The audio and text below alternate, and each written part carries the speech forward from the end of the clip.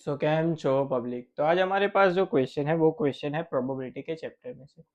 Question कुछ ऐसा है, 3 rotten apples are mix with 7 fresh apples, then find the probability distribution of the number of rotten apples if 3 apples are drawn one by one with replacement, then find the mean of the number of rotten apples। यहाँ पे कितने होंगे वो यहाँ पे हमको find out करना है। तो यहाँ पे सबसे पहले तो क्वेश्चन को समझते हैं। टोटल यहाँ पे कितने एप्पल्स है, सबसे पहले तो 3 जो है वो रोटन एप्पल्स है, प्लस 7 जो है वो फ्रेश एप्पल्स है। यानी कि टोटल एप्पल जो है वो यहाँ पे कितने हैं, 10 गिवन है। उसमें से हमको कितने सिलेक्ट करने हैं, हमको सिलेक्ट करने हैं 3 apples randomly 1 by 1 with replacement. यानी कि एक बार चूज किया उसको वापस रख दिया टेबल। तो यहाँ पे ये जो क्वेश्चन है उसका हमको क्या फाइंड आउट करना है, प्रोबेबिलिटी डिस्ट्रीब्यूशन। अभी प्रोबेबिलिटी डिस्ट्रीब्यूशन होता क्या है, तो प्रोबेबिलिटी डिस्ट्रीब्यूशन यानी कि ऐसा टेबल जहां पे इस क्वेश्चन में जितने केस पॉसिबल होंगे उसके लिए कुछ इवेंट होगी एंड उस इवेंट की प्रोबेबिलिटी को इस तरह से टेबल में जो हम लिखते हैं उसे हम कहते हैं प्रोबेबिलिटी डिस्ट्रीब्यूशन का टेबल। सो कौन सी केस यहाँ पे पॉसिबल हो सकती है। सबसे पहले तो x यानी कि इवेंट लिखते हैं एंड उसके अकॉर्डिंग उसकी प्रोबेबिलिटी लिखते हैं p ऑफ x। यहाँ पे 3 एप्पल्स हम रैंडमली निकालेंगे।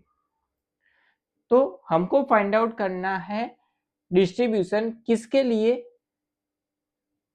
रोटन एप्पल के लिए।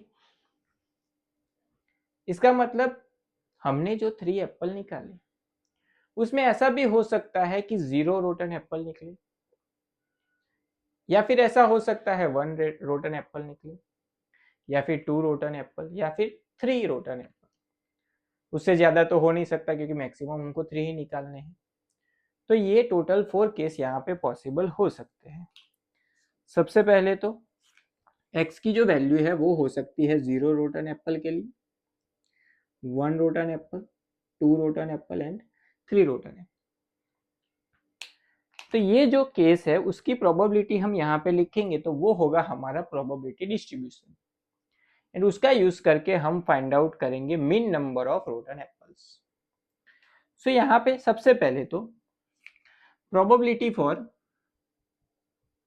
x इज इक्वल टू 0 क्या होगी।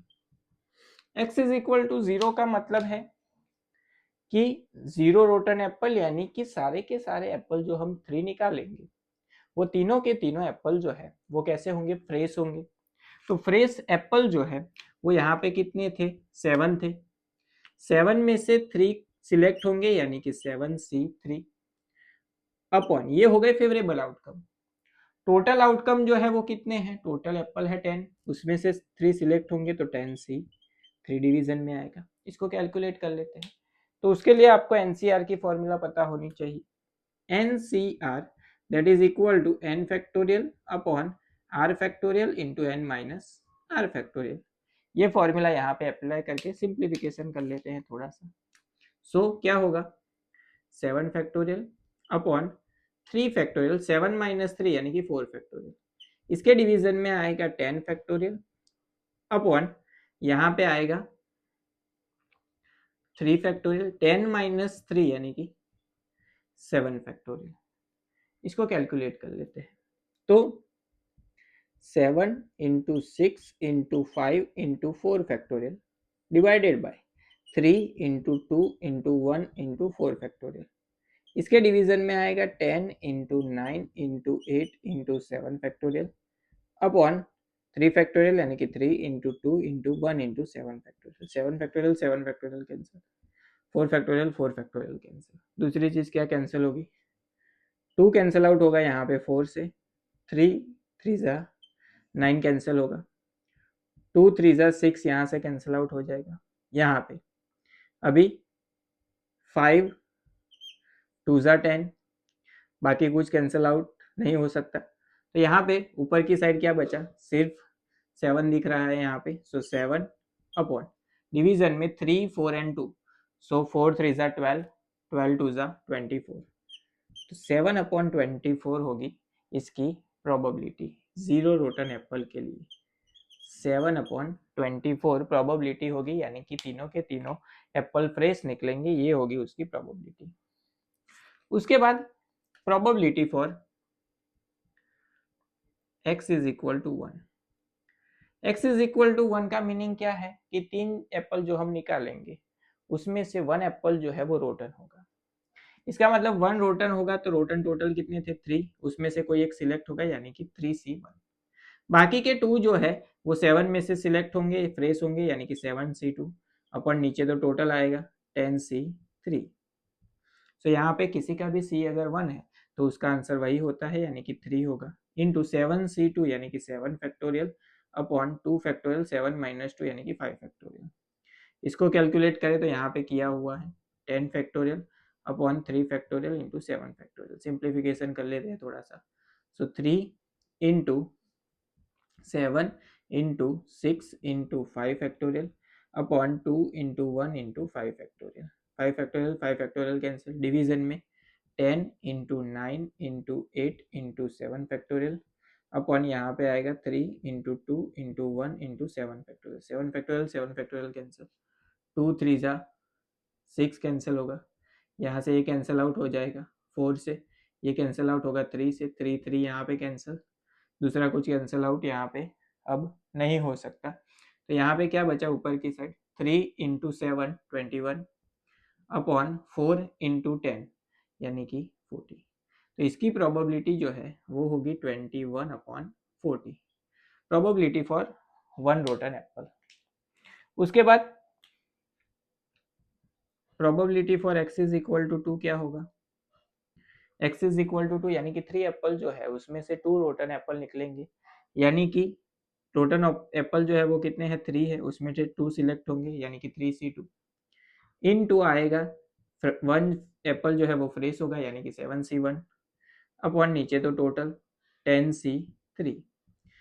किसी का भी C अगर एक कम है तो उसका आंसर वही रहता है, यानी कि यहाँ पे आएगा 3 इंटू यहाँ पे C1 है तो 7 आएगा, डिवीजन में 10 factorial upon 3 factorial into 7 factorial. So ये होगा 3 into 7 upon 10 into 9 into 8 into 7 factorial upon 3 into 2 into 1 into 7 factorial. 7 factorial cancel होगा, ये कैंसिल आउट हो जाएगा 4 से, यहाँ पे आएगा 3 3 3 कैंसिल, तो ऊपर बचेगा 7, डिवीजन में 4 इंटू 10 होगा 40। तो आंसर होगा 7/40, यानी कि प्रोबेबिलिटी फॉर 2 रोटन एप्पल वो क्या होगी 7/40 होगी। उसके बाद यहाँ पे फाइंड आउट करना है probability for x is equal to 3, यानी कि तीनों के तीनों एप्पल जो है वो क्या कौन से होंगे, रोटन एप्पल होंगे, यानी कि 3 है टोटल, उसमें से तीनों के तीनों सिलेक्ट होंगे, यानी कि 3C3 अपॉन 10C3। हमको पता है किसी का भी C अगर सेम है तो उसका आंसर क्या होता है 1 होता है, तो ऊपर आएगा 1 upon 10 factorial upon 3 into 7 factorial. इसको कैलकुलेट करें तो 1 upon 10 into 9 into 8 into 7 factorial upon 3 into 2 into 1 into 7 factorial. 7 factorial cancel, ये कैंसिल आउट होगा तो 4 यहाँ पे कैंसिल आउट होगा तो 3। सो 1 अपॉन 4 3 ज़ा 12, 12 इंटू 10 होगा 120। तो इसकी प्रोबेबिलिटी होगी 1/120। सो ये हो गया उसका प्रोबेबिलिटी डिस्ट्रीब्यूशन। अभी प्रोबेबिलिटी डिस्ट्रीब्यूशन जो है उसका यूज करके हमको फाइंड आउट करना है mean of rotten Apple. Mean find out करना है तो मीन की फॉर्मूला आपको पता होनी चाहिए। मीन की जो फॉर्मूला है वो होती है mean that is equal to, उसको हम डिनोट करते हैं म्यू या फिर ई ऑफ एक्स से। उसकी फॉर्मूला होती है समेशन ऑफ एक्स इंटू उसकी प्रोबेबिलिटी पी ऑफ एक्स, यानी कि इन दोनों का मल्टीप्लिकेशन एंड उसका एडिशन। सो यहाँ पे 0 इंटू 7/24 करेंगे तो आंसर होगा 0, प्लस 1 इंटू 21/40 करेंगे तो 21/40 रहेगा, प्लस 2 इंटू 7/40 करेंगे तो 2 इंटू 7 होगा 14/40, प्लस 3 इंटू 1/120 करेंगे तो होगा 3/120, इसको कैंसिल आउट कर देते हैं तो 1/40 मिलेगा, यानी कि इसको कैलकुलेट करें सो 21 प्लस 14 यानी कि क्या होगा 35, 35 प्लस 1 क्या होगा 36/40, एलसीएम है तो डिवीजन में आएगा 40।